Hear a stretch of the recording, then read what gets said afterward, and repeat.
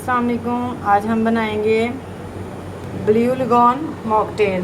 जिसके लिए ये चीज़ें चाहिए, ये लेमन जूस लिया है, ये पिसी हुई चीनी ली है, थोड़ा सा पुदीना ऐड करेंगे, थोड़ा सा ग्लास में पुदीना ऐड करेंगे, आइस क्यूब डालेंगे,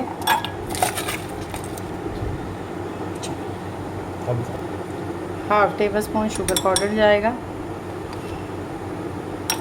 ये काला नमक लिया हस्बे ज़रूरत डालेंगे, लेमन जूस डालेंगे, तकरीबन दो लेमन जूस